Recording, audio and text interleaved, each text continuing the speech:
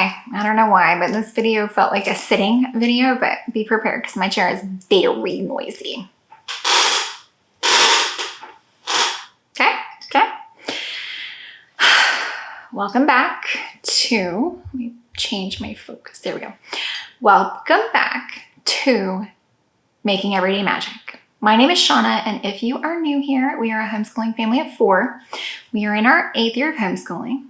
And today I wanted to pop on and discuss with you my feelings about homeschool regulation.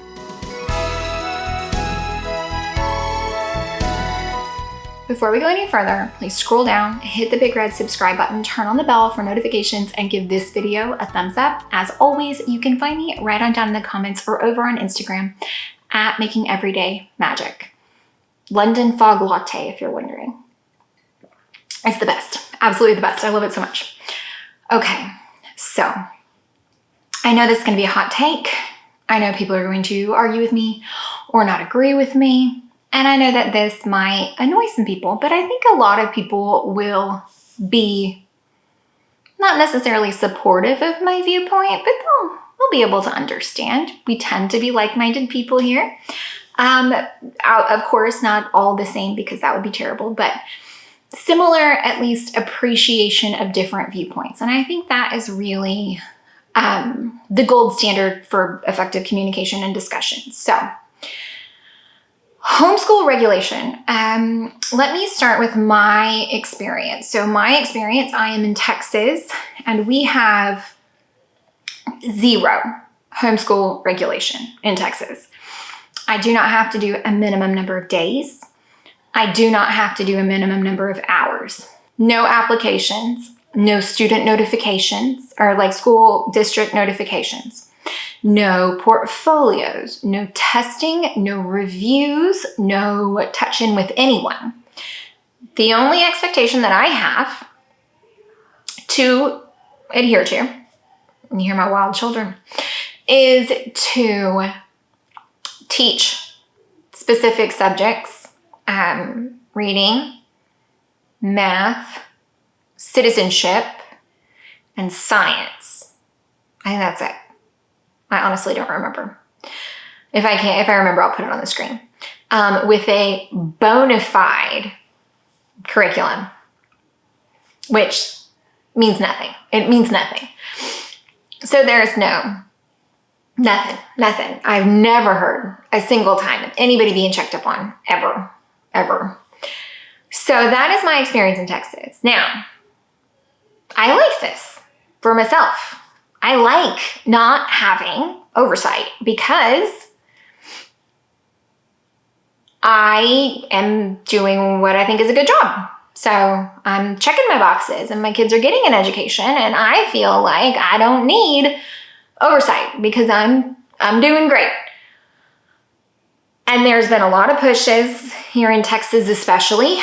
Governor Greg Abbott is a really big fan of the school voucher program, which, if you're unaware, basically every child, the money that is allocated for each child's education would follow that child. So whether they went to private school or you homeschooled, you would get some assistance, because the downside of no homeschool regulation means that there are no homeschool benefits. So we do not get, money from charter schools. We do not get any economic assistance whatsoever. There's literally no financial benefit to homeschooling your children. It is all just money out. There is no help in. There is no reduction in property taxes. There is nothing we can claim on tax. Nothing. There is no positive for this other than, of course, all the homeschool goods, but you get what I'm saying. So that. Now, some people in the homeschool community like the idea of the voucher system because they think that the money that they pay in taxes needs to follow their specific child, and therefore they want the money to be able to provide for their own child.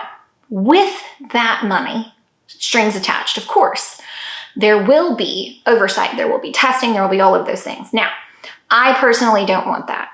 I don't. I certainly don't want the money that I pay in as part of property taxes that goes to public schools that desperately need money to then be taken away from the public schools and funneled to private schools or to homeschoolers, because public school already is underfunded. So now, if it is increasingly more so, I feel that societally is very problematic. I cannot see a single good where this happens.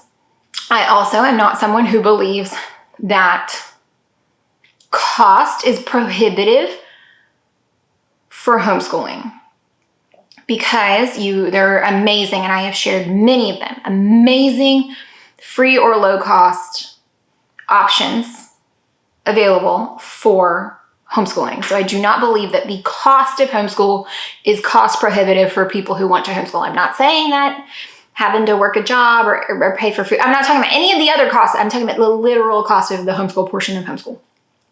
I do not believe is cost prohibitive, or it can be depending on what you spend. But again, that's your choice, and there are free and low cost options available.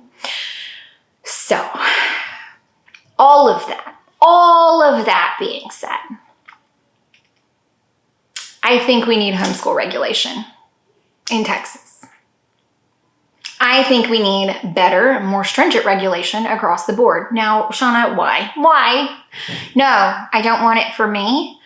But I assure you that if a switch flipped tomorrow that said I had to go in and argue my case, I had to go in and prove that my homeschool was valuable, effective, and my children were getting a proper education on par with the local public school, that I 100% would walk away far exceeding the expectation and the low bar that is set. That is 100% what I believe.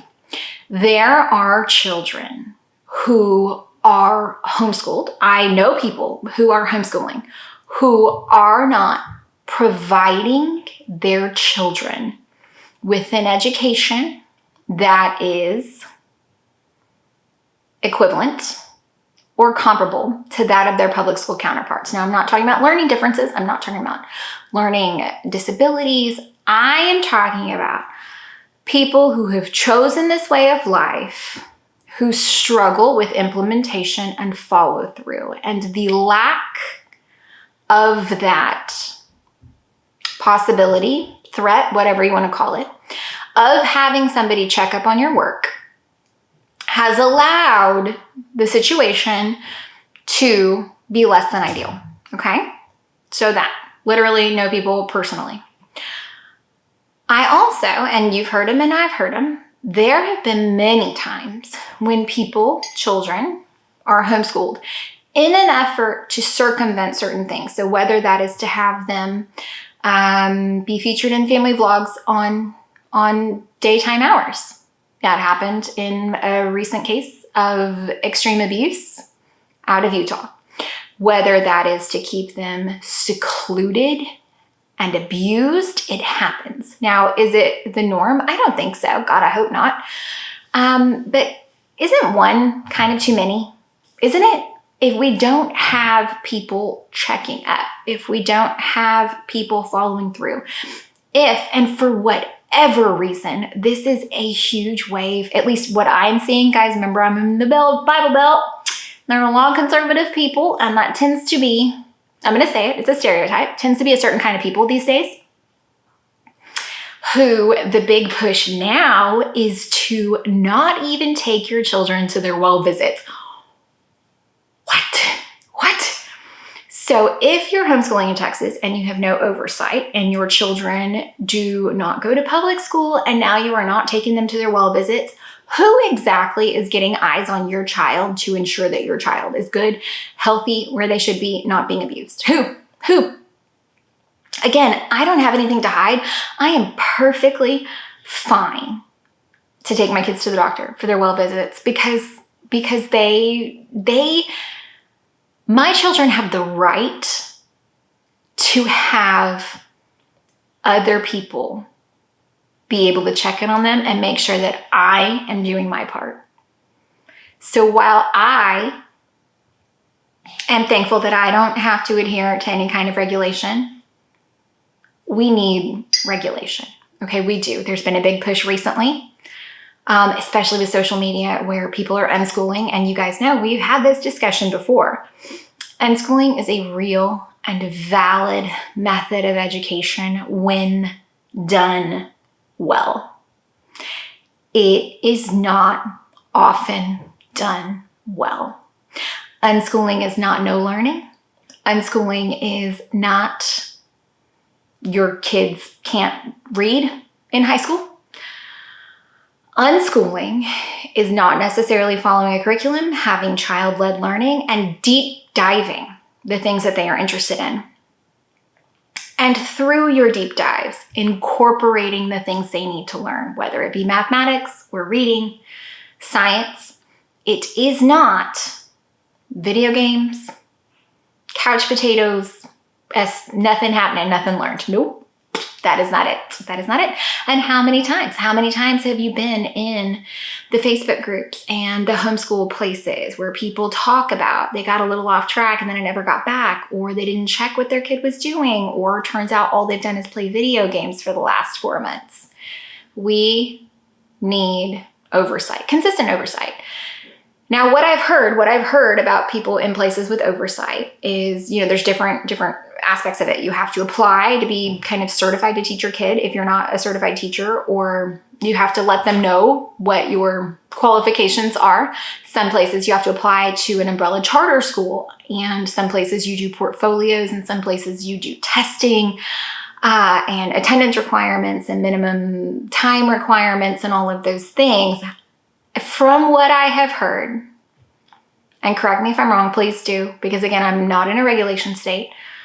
It does not sound like there are many people, busting down doors to make sure you're doing your job. So it still feels like maybe a lot of the regulation is kind of in name only and not in actual day-to-day in life, in-home practice. We need homeschool regulation. We need homeschool regulation for the benefit of our children. And maybe not my child and maybe not your child, but for the benefit of children as a whole. And I am willing to do whatever it takes to adhere to that, to know that there is a kid out there whose education has been saved. To know that there is a kid out there who's learning a little more than just the Bible. To know that there is a kid out there who has not been failed, overlooked, or abused simply because I didn't want regulation in my homeschool. These are my feelings about homeschool regulation. I think it's important as society, and people will be like, oh, the government doesn't have any place in my homeschool. No, as society, we owe it to the next generation. We owe it to the children near us, around us, and in the world to make sure that the adults who happen to be in charge of them for the first 18 years are not failing them. So that's what I think. Okay? Now, I don't think voucher programs is a good thing, and I don't want to be told what I have to do. I really don't. But if it saves a kid out there, I'm happy to do it. These are my thoughts on apparently a lot. Apparently homeschool regulation, unschooling, vouchers. I have a lot of feelings. I have a lot of very strong feelings. It is important. So often we sit around and we just, am I doing enough? Am I doing enough? Am I doing enough? Those are rarely the people who are going to be failing their kids at the end of the day. So no, you didn't do it perfect. Let me just burst your bubble. You never will. But good enough, absolutely. Now is the time when we, as the homeschool community, really need to be ensuring that we are doing what is best for the preservation of the homeschool community. So that's why I'm sharing this, because these are my feelings, okay? So yeah, I want to make sure that as a whole, we aren't failing our kids. I want to make sure that as a whole, our next generation is succeeding and doing far and away better than we even thought possible. And I can tell you that if we're held to the standards of the public school, that bar is so stinking low. I pulled up the statistic. U.S. News and World Report cites Texas 41st in education. 41st. So if I'm held to the standards of that building down the street, I only have to be 40th in education. The bar is low. The bar is so incredibly low. If your homeschool cannot meet that bar, it might genuinely be time to reevaluate your decisions. And I have a lot of videos on this channel about that too, because this is not for everyone. The homeschool way of life is not made for everyone, because not everyone is going to take this role as seriously or shoulder the burden with the amount of gravity that it deserves, okay? I have 2 humans that I am going to send out into the world, and my only primary goal is to make sure that they are ready to conquer it. And I take that very, very seriously. But again, I know a lot of people who don't. Guys, I hope that you found any of this helpful, entertaining, or informative. If you did, please scroll down, hit that big red subscribe button, turn on the bell for notifications, and give this video a thumbs up. As always, you can find me right on down in the comments or over on Instagram at Making Everyday Magic. Bye, guys.